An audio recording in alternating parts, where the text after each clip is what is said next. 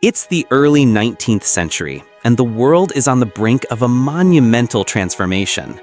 In the midst of it all stands a figure so commanding, so brilliant, that his very name will echo through history for centuries to come.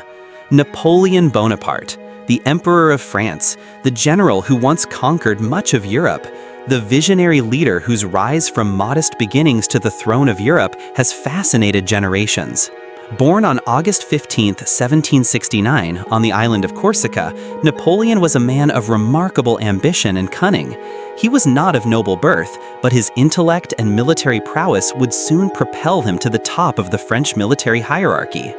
By the age of 24, he had already proven himself in battle, and by the time he was 30, Napoleon had become one of the most powerful men in France. His military genius during the French Revolutionary Wars and his subsequent rise to power in France's political landscape are legendary. But his brilliance wasn't just in battle. Napoleon understood how to control people, how to win their loyalty, and how to manipulate the tides of war to his favor. By 1804, he had declared himself Emperor of the French, an act that would change the course of European history forever.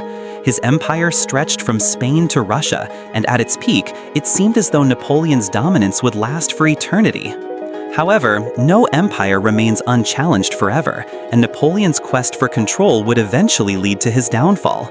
It was in the early 1800s that his insatiable desire for power began to alienate allies and ignite enemies across Europe.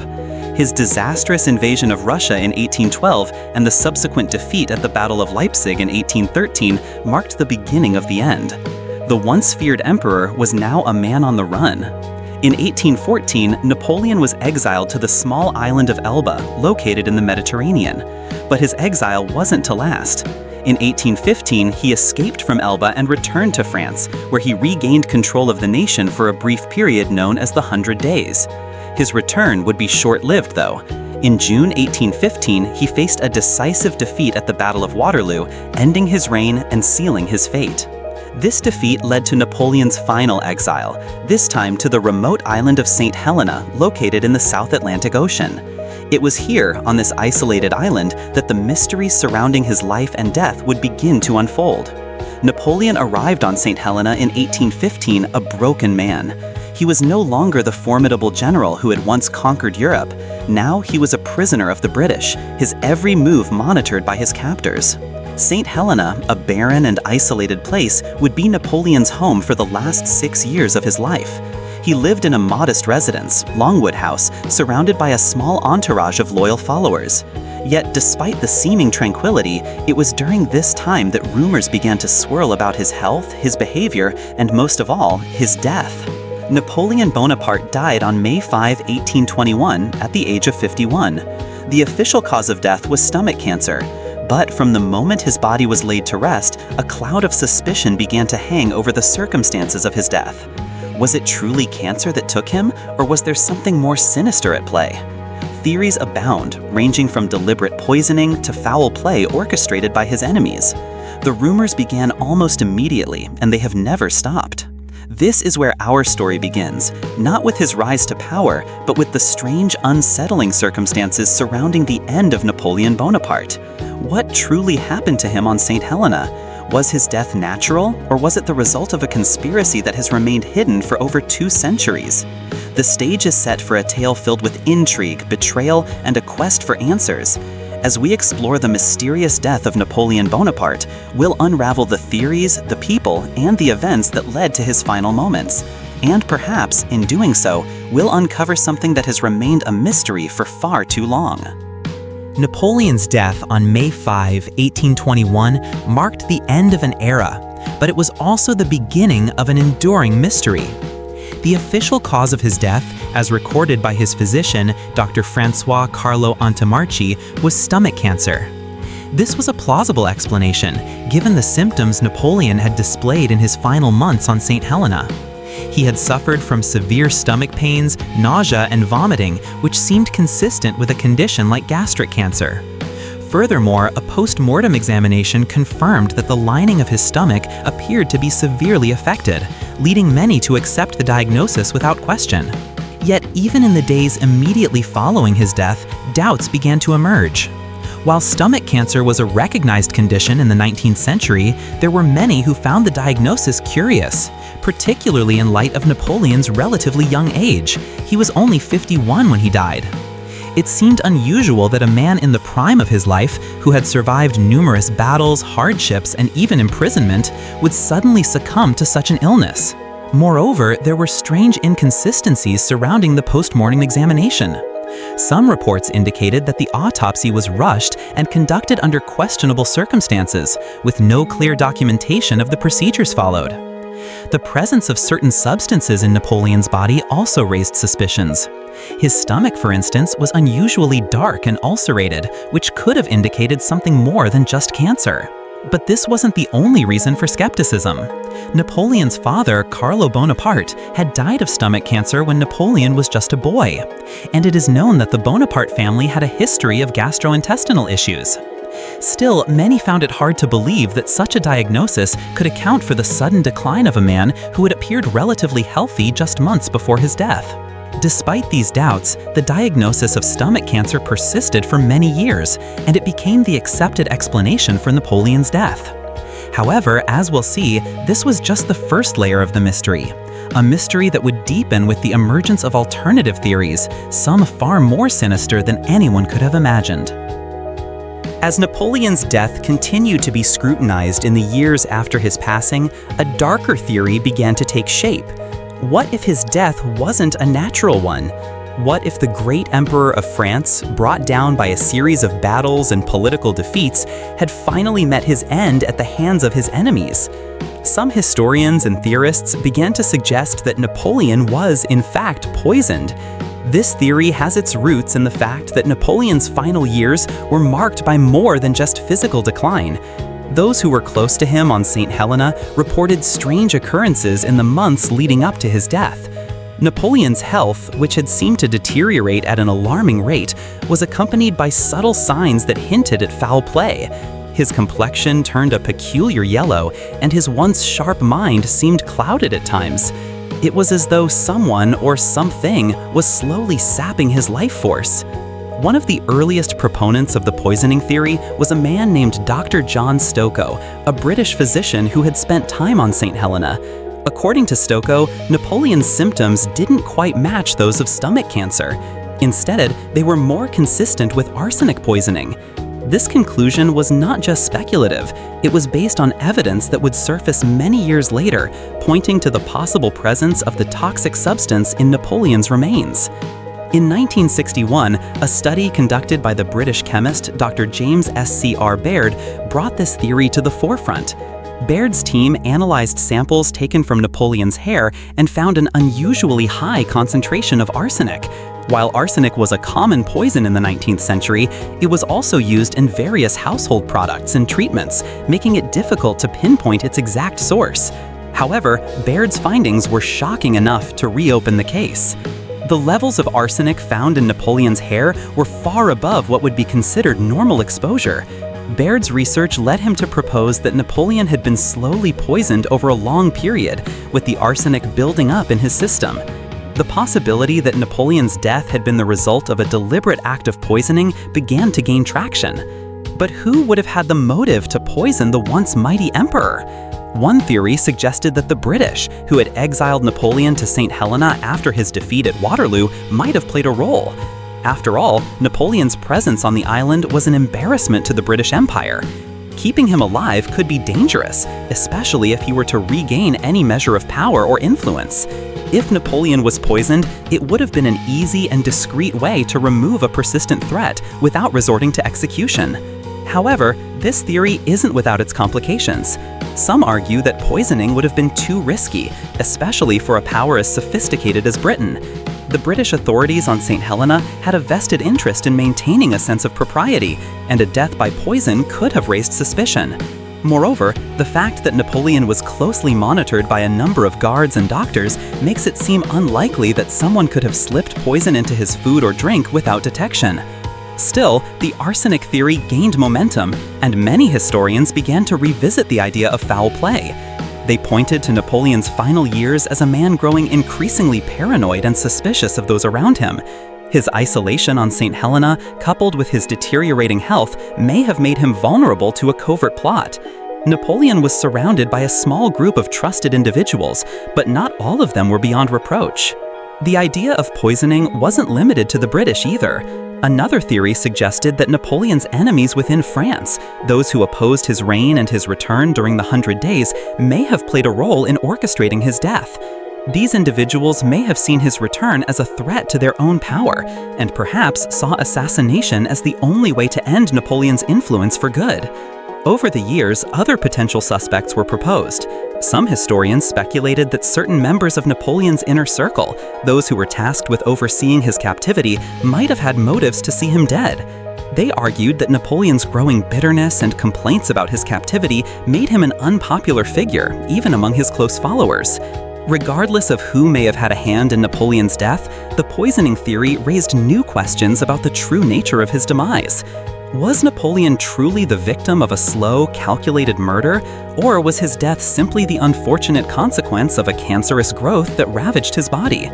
The answer, like much of Napoleon's life, may never be fully understood. But the arsenic theory isn't the only explanation for what happened on that fateful day in 1821. As we will see, other theories have emerged, each with its own set of mysterious details and unsettling possibilities. As we continue to uncover the layers of mystery surrounding Napoleon's death, we must turn our attention to the environment in which he spent his last years.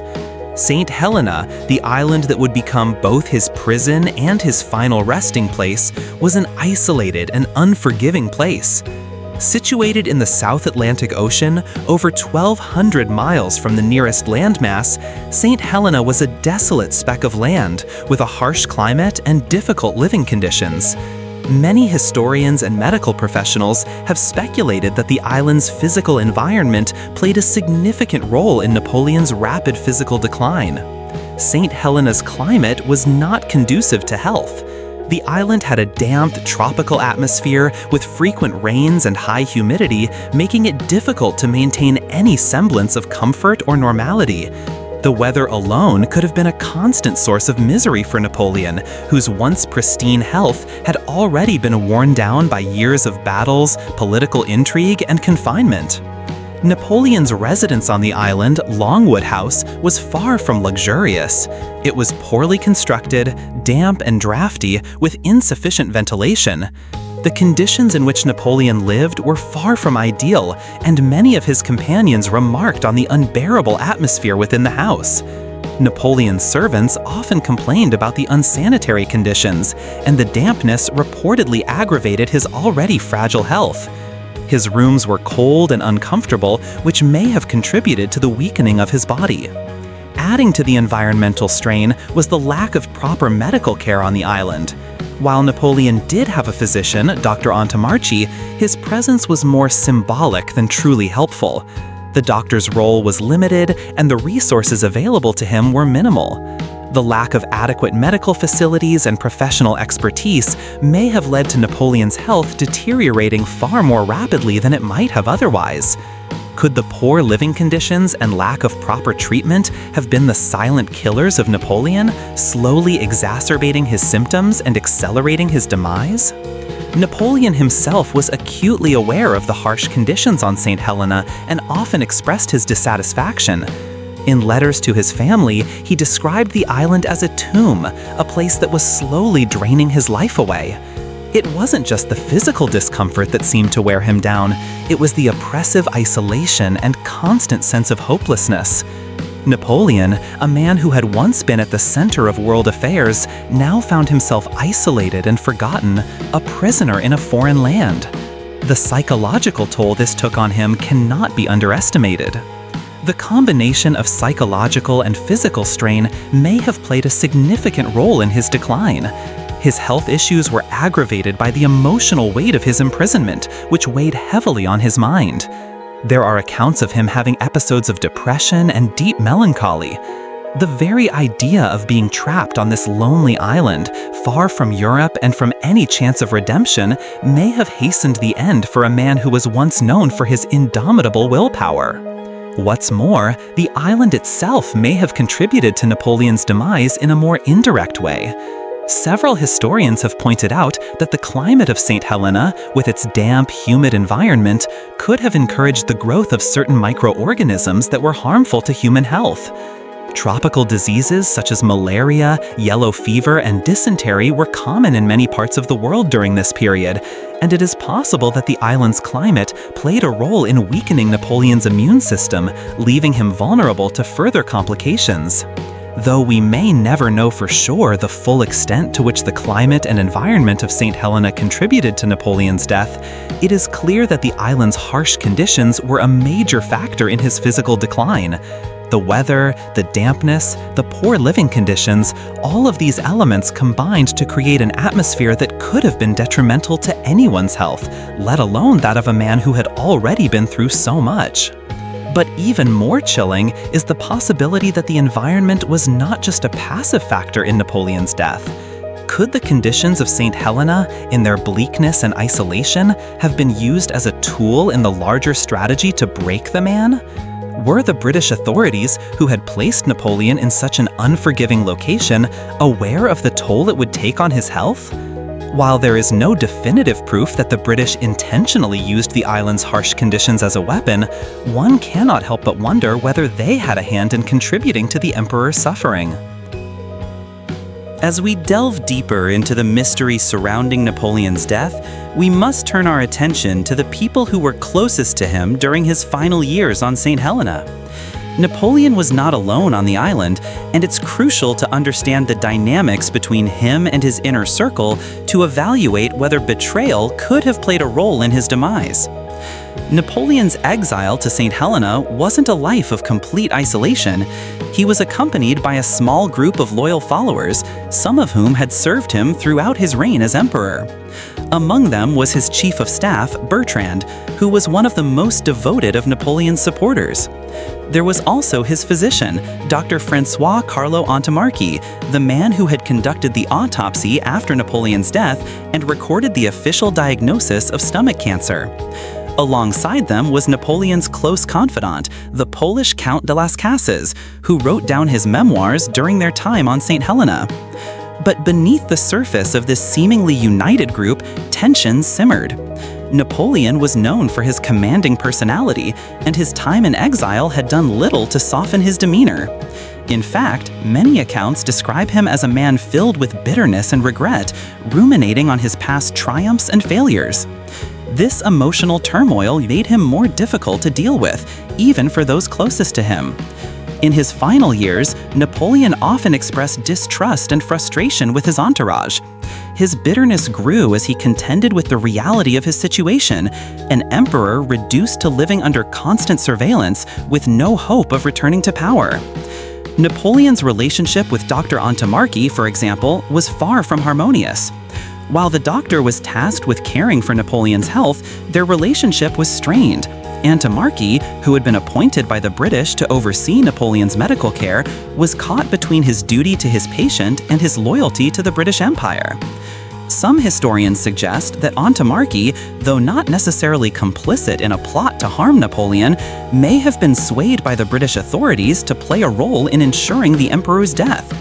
Was he merely a pawn in a larger game, or did he too harbor resentment toward the man who had once been his emperor? Then there was Count de Las Casas, who, although outwardly loyal to Napoleon, was deeply conflicted about his role on Saint Helena. De Las Casas spent his days writing down Napoleon's memoirs, but the Count's loyalty has been questioned.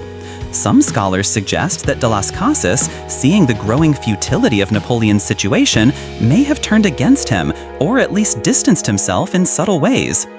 The relationships within Napoleon's inner circle were fragile at best, and the disillusionment many of these men felt could have played a role in the emperor's fate. One of the most intriguing figures in this narrative is Napoleon's former aide-de-camp, Henri Gatien Bertrand.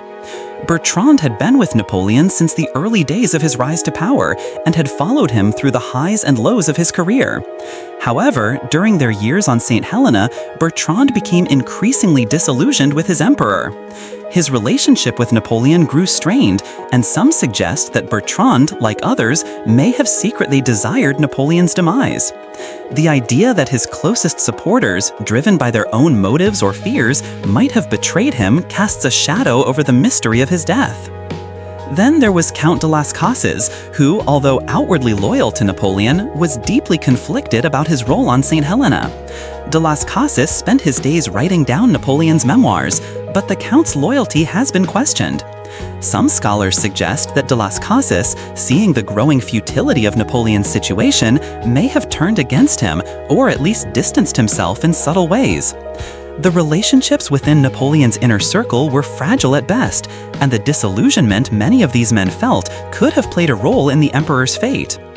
One of the most intriguing figures in this narrative is Napoleon's former aide-de-camp, Henri Gatien Bertrand. Bertrand had been with Napoleon since the early days of his rise to power and had followed him through the highs and lows of his career. However, during their years on Saint Helena, Bertrand became increasingly disillusioned with his emperor. His relationship with Napoleon grew strained, and some suggest that Bertrand, like others, may have secretly desired Napoleon's demise. The idea that his closest supporters, driven by their own motives or fears, might have betrayed him casts a shadow over the mystery of his death. Could someone from within Napoleon's inner circle have been complicit in his death? Was it possible that his most trusted advisors, disenchanted by their failed attempts at restoring Napoleon to power, turned a blind eye or even contributed to his slow deterioration? As we explore further, we find that these questions are not easily answered. There are also the mysterious figures who were more peripheral to Napoleon's circle, but may have had access to him. For example, Napoleon's servant, Louis Marchand, was with him throughout his time on the island and often witnessed the emperor's erratic behavior and mood swings. Marchand was loyal to Napoleon, but could he have been influenced by the actions of others? Or did he play a part in carrying out the emperor's final wishes in a way that was less than transparent?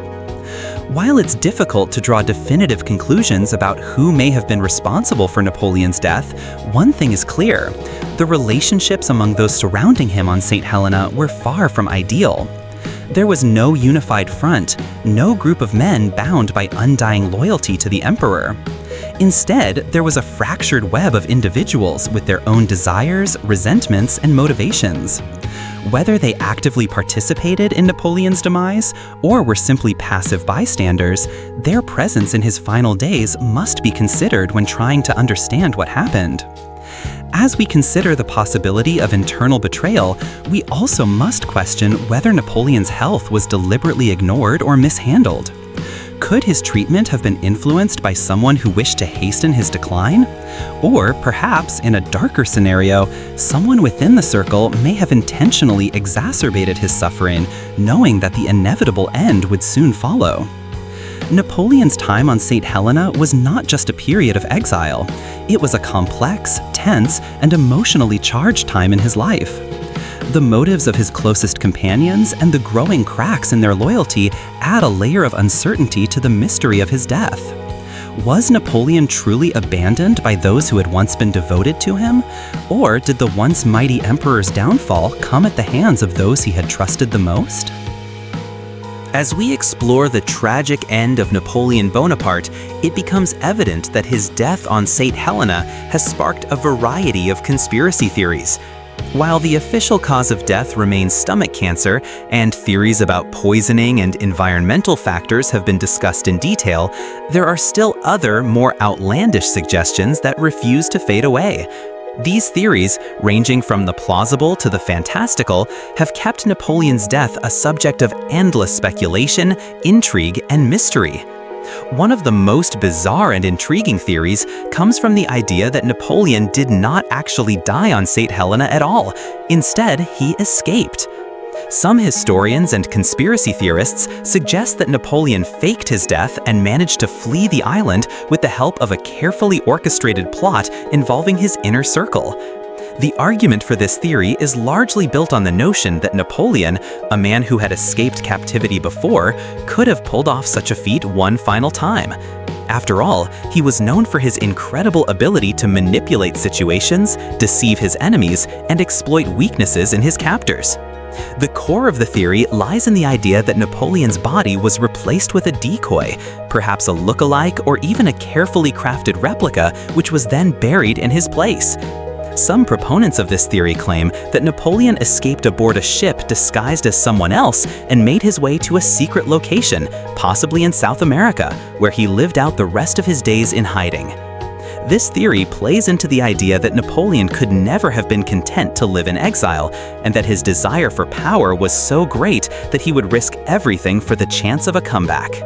However, this theory has been widely debunked. For one, the body exhumed from Napoleon's grave in 1840 was undoubtedly his, as confirmed by the detailed examination of his remains. His distinctive features, such as his jawline and the condition of the body, supported the claim that it had been buried in its original resting place. Moreover, there are no credible historical accounts of Napoleon ever being seen again after his death, nor is there any documentation supporting the idea of a grand escape. Still, the notion that Napoleon could have pulled off such a daring escape speaks to the enduring mystery of his life and death. Another wild theory that has circulated over the years is that Napoleon was the victim of a plot orchestrated by secret societies. According to this theory, powerful groups such as the Freemasons or even a clandestine network of monarchists were involved in plotting Napoleon's death. These societies supposedly saw Napoleon as a threat to their power and influence, and may have viewed his eventual removal as necessary for the stability of Europe. However, this theory has been widely debunked. For one, the body exhumed from Napoleon's grave in 1840 was undoubtedly his, as confirmed by the detailed examination of his remains. His distinctive features, such as his jawline and the condition of the body, supported the claim that it had been buried in its original resting place. Moreover, there are no credible historical accounts of Napoleon ever being seen again after his death, nor is there any documentation supporting the idea of a grand escape. Still, the notion that Napoleon could have pulled off such a daring escape speaks to the enduring mystery of his life and death. Another wild theory that has circulated over the years is that Napoleon was the victim of a plot orchestrated by secret societies. According to this theory, powerful groups such as the Freemasons or even a clandestine network of monarchists were involved in plotting Napoleon's death. These societies supposedly saw Napoleon as a threat to their power and influence, and may have viewed his eventual removal as necessary for the stability of Europe. One variant of this theory suggests that Napoleon's exiled state on Saint Helena was merely a ruse, and that his enemies used the island to control his fate from afar. Proponents argue that the Freemasons, who were known for their secretive ways and widespread influence across Europe, may have been the true architects behind Napoleon's death. While there is no direct evidence to support the idea that Napoleon was murdered by such a group, the theory plays on the intrigue of Napoleon's enigmatic character and the mysterious forces that seemed to operate in the shadows during his reign. Perhaps one of the most fascinating and unusual theories comes from those who claim that Napoleon's death was part of a larger cosmic conspiracy. This theory proposes that Napoleon's life was shaped by mysterious and supernatural forces, and that his death was merely the fulfillment of some grand predestined design.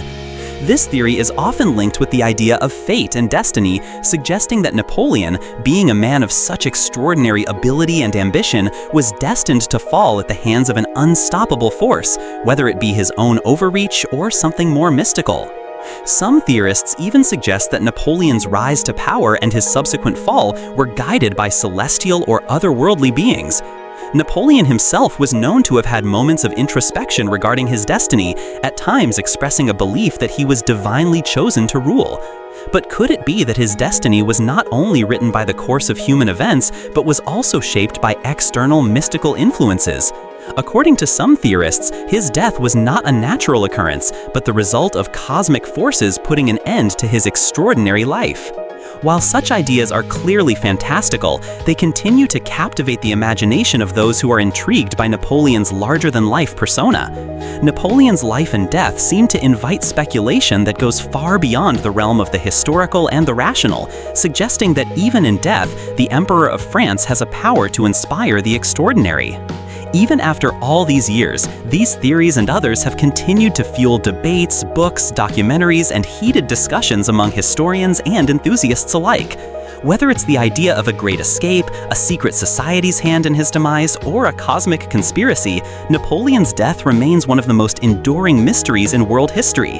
And perhaps at the heart of it lies the question of why such a towering figure should meet his end in such a shadowy and unresolved way.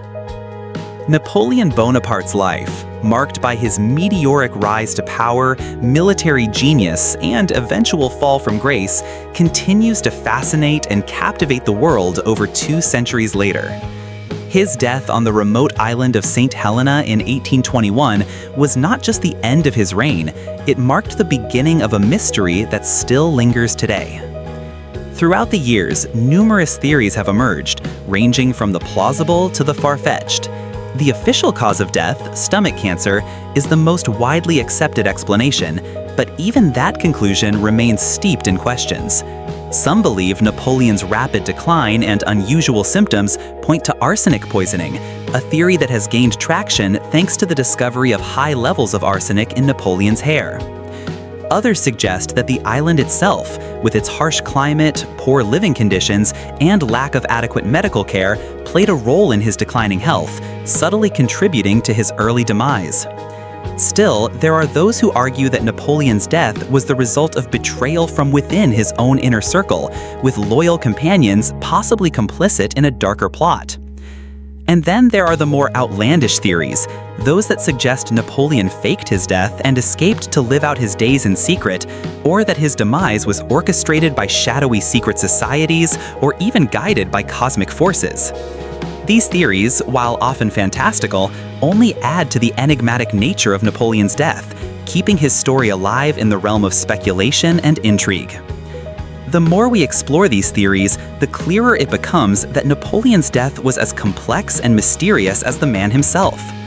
His life was filled with political maneuvering, strategic brilliance, and larger-than-life ambitions, and perhaps his death, too, was a spectacle designed to keep the world guessing. Whether it was his enemies, his friends, or even his own tragic sense of fate that led to his end, the true cause remains an unsolved puzzle. The mystery surrounding Napoleon's death has persisted not just because of the unanswered questions, but also because of what Napoleon represented. He was a man who changed the course of history, reshaped Europe, and defined an era. His final days on Saint Helena, stripped of power and surrounded by constant surveillance, offer a stark contrast to the grandeur of his earlier life. Perhaps it is this dramatic shift, this fall from imperial heights to an isolated exile, that makes his death so intriguing. After all, the man who once ruled an empire is reduced to a prisoner on a remote island, and the circumstances of his death reflect the complexity of his entire life. In the end, we may never know the full truth behind Napoleon's death. Was it natural, or was it the result of a deliberate act of foul play? Was it a slow poisoning, a conspiracy from within his inner circle, or the result of the harsh conditions of exile? Perhaps, as with many historical mysteries, the truth lies somewhere between the official accounts and the wildest of theories. What is certain is that Napoleon Bonaparte, a figure whose life and death have fascinated generations, will continue to be a subject of speculation and debate for years to come. His legacy, shaped by triumphs and failures, remains one of the most compelling stories in human history. And even though the questions surrounding his death may never be fully answered, the mystery itself ensures that Napoleon's place in history will forever be shrouded in the same intrigue and complexity that defined his life. So, we are left with an unresolved puzzle. Did Napoleon die from natural causes, or was his demise the result of something more sinister? For now, the mystery remains. But one thing is certain, Napoleon's story, with its layers of intrigue, betrayal, and speculation, will never cease to captivate our imaginations.